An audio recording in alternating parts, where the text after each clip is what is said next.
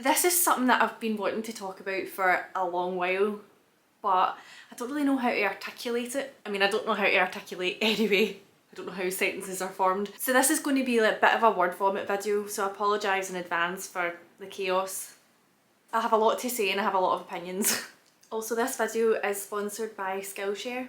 Stay tuned to the end to get something exciting. This video is going to be about something like navigating your late 20s, early 30s while not having a clue what you're doing with your life, what you want, not even feeling like an adult.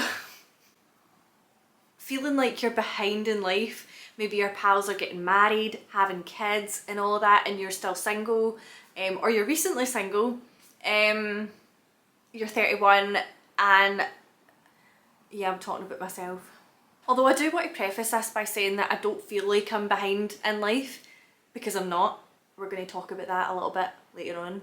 But in this video I'm going to cover, like, you know, the societal expectations and societal norms, pressure put on people that are our age to settle down, have a family, be successful and have a career, have things figured out, have your life figured out. I'm going to cover living at home, living with your parents when you're a bit older, stuff like that, maybe a bit about friendships. I don't really know what's going to come out my mouth yet, but I do have a lot of feelings.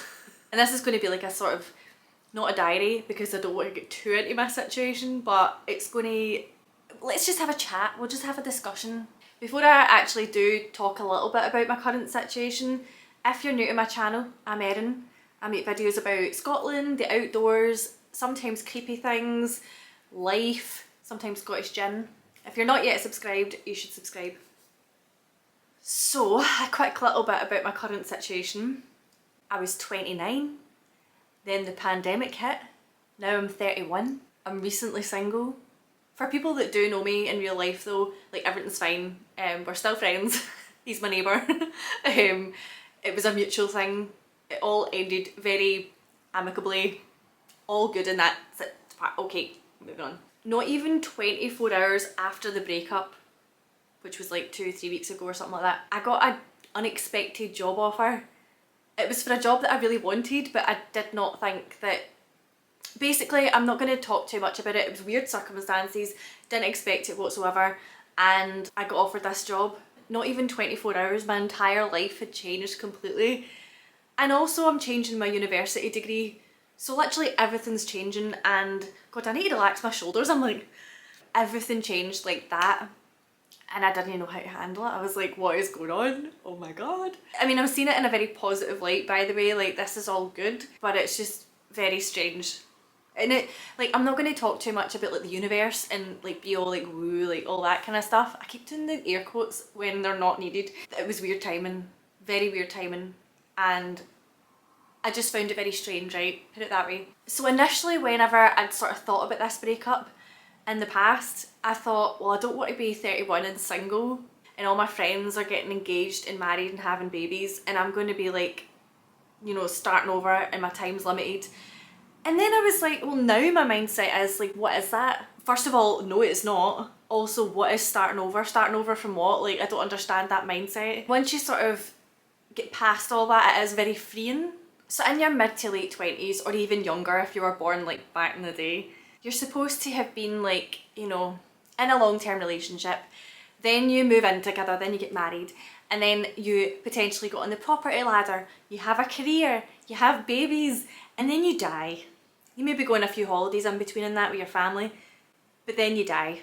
And the progress graph is like this. So it's like going up and going up and up, and you need to reach all these milestones, these life milestones that everyone else reaches, because that's just what you're supposed to do.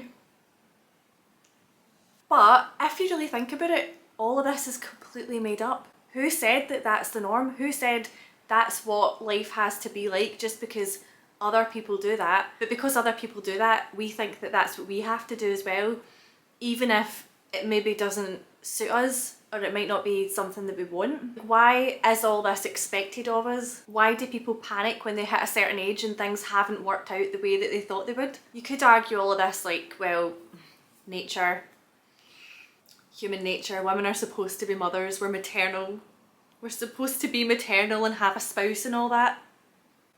No. Why? Firstly, not everyone wants kids. Not everyone wants to be married.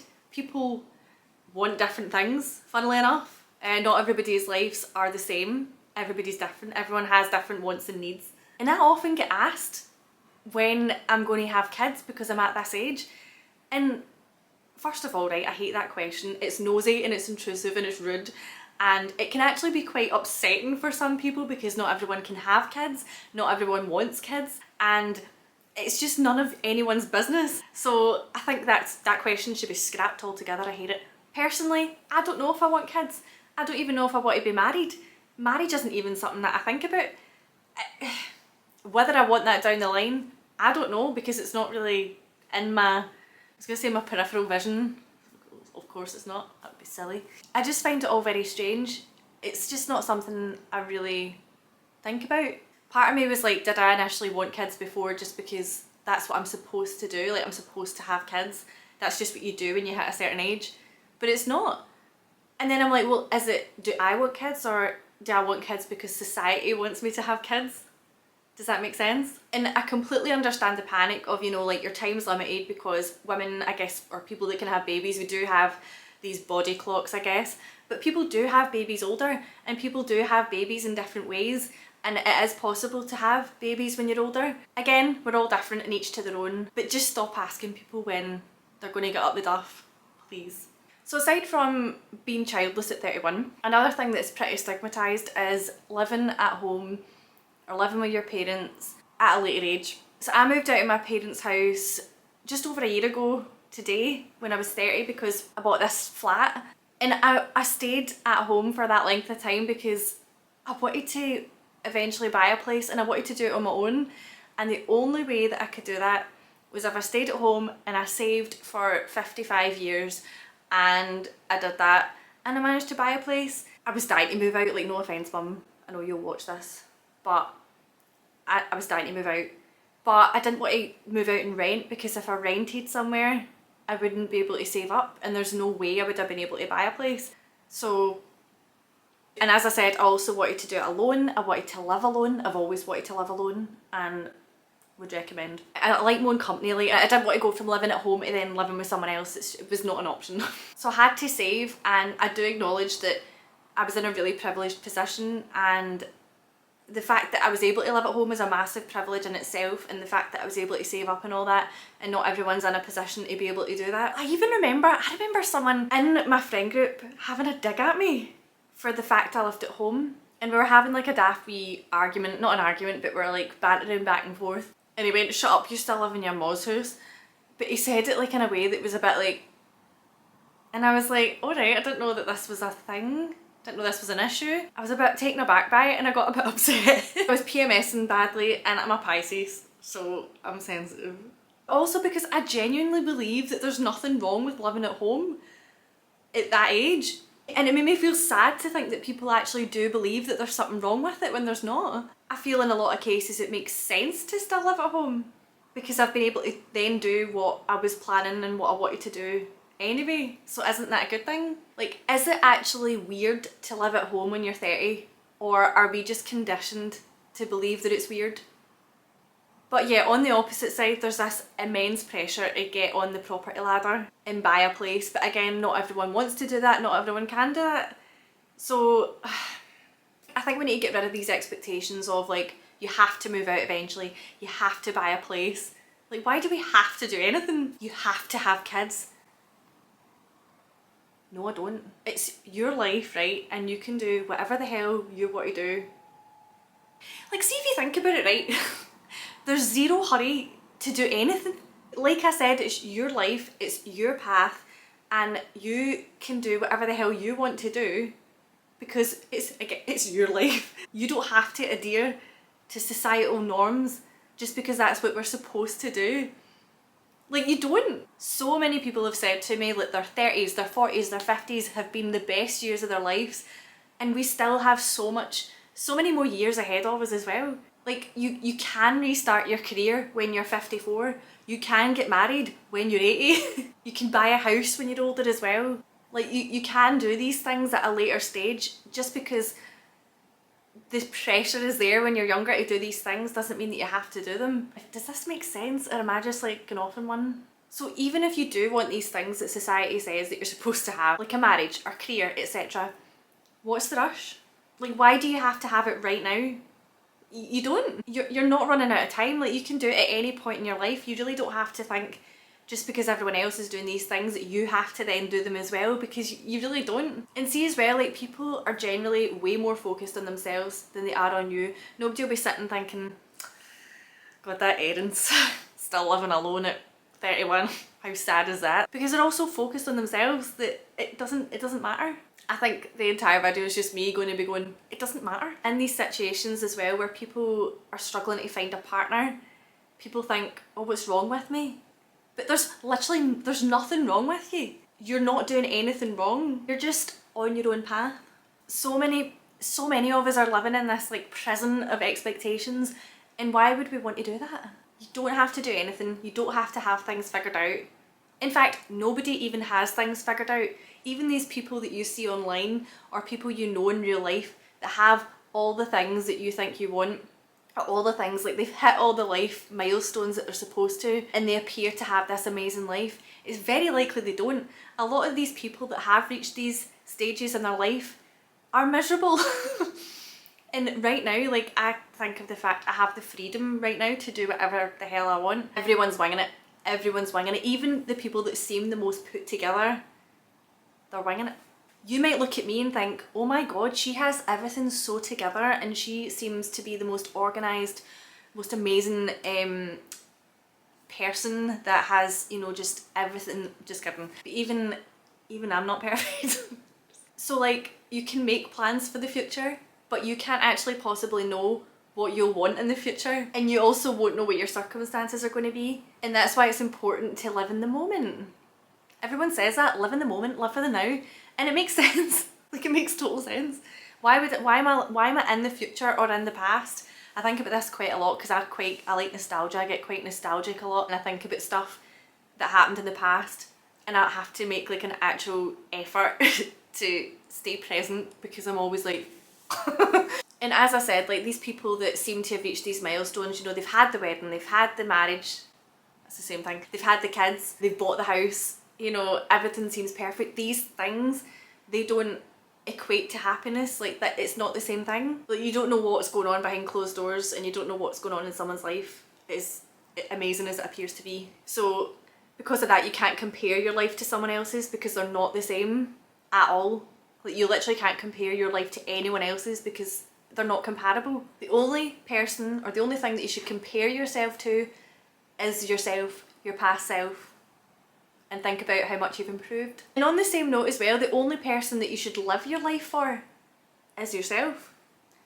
Unless you have a kid, then you should probably maybe pay them a little bit of attention, but I read this book recently called 101 Essays That Will Change the Way You Think or something. Would recommend, it was good. One paragraph said, so much of our inner turmoil is the result of conducting a life that we don't inherently desire, only because we've accepted an inner narrative of normal and ideal without ever realising. And that is so true. Another thing the book said was, F, knowing what you're going to do with your life, what are you doing today? What intrigues you? What would you do today if you could be anyone you wanted? If social media didn't exist? And I like that last question, like, if social media didn't exist, would we be comparing ourselves to other people as much as we do? I think we'd probably be living for ourselves a bit more. Another part said, what if we made goals that were more about living what we have rather than chasing what we don't? And the book also said stuff about how, like, there's only one kind of happiness that society values, and it's the kind that everyone's comfortable with, and that you don't actually need to accomplish anything to be a worthwhile human being that's worthy of enjoying life, which is so true. And another thing that I was thinking about as well, like recently when like times I get in my own head, we tend to think that how we feel in a moment is an accurate representation of our entire lives. Like, for example, I could get sad about this breakup, right? And one day I could be sitting going, oh my God, another failed relationship. And then I could be thinking like, oh, my whole life's a failure. I'm never going to find another relationship. Stuff like this, or I'm never going to have a relationship that's successful. Well, that's another thing I wanted to talk about. What is success? Jesus Christ. But yeah, how you feel at that moment isn't going to be how you feel forever. Like, you are not your thoughts. I found that to be quite helpful. So when it comes to being single and looking for a partner or like craving someone, a lot of people think that not having a partner means that they're missing something in their life and that having someone will somehow fix things and complete their life. But in reality, like, you're a whole person and you don't need someone else to come in and complete you because you are a whole person. You're an entire being. You have to fill the hole yourself. This is sounding so bad. I just say that without saying it like that. A lot of the time, once you're happy with being yourself and being by, like, living yourself, or once you're happy being alone and being alone with yourself, then a lot of the times that means you're ready for someone else to come into your life. So a partner shouldn't complete your life, a partner should add to your life because you're already complete. Am I making any sense?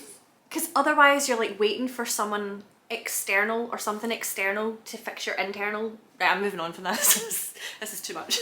We can also be quite bad at never leaving our comfort zones. I was thinking about this a lot recently. Like, a lot of the time I think I'm seeking happiness when in actual fact I'm seeking comfort in what I'm comfortable with. I'm seeking what I'm used to and what I've always known. And then once you get out of your comfort zone, you realise that there's so much more out there. Also, I asked for some topics and stuff surrounding this kind of thing over on Instagram. Follow me on Instagram, I'm always active on there. And I thought I would go through some of them. Someone wrote, career expectations. When I think of careers and stuff, right, that's something like I've never really known what I want to do. This job that I'm starting is like perfect for me.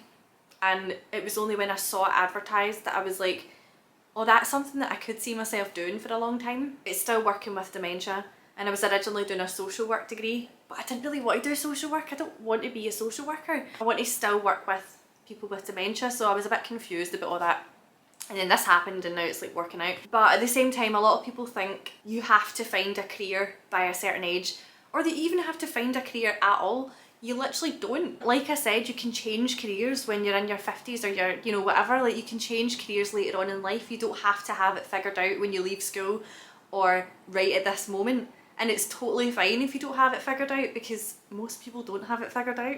And also when it comes to success, like, what even is success? Like, people equate success to having hundreds of money or like being in a really good job. But why does success have to be money related or like status or career related? Like, why can't it just be being content? Success is different for everyone. One person's success isn't going to be the same as someone else's success. So I just wish the world would stop equating success. I'm going to stop saying success to like money and all that, because like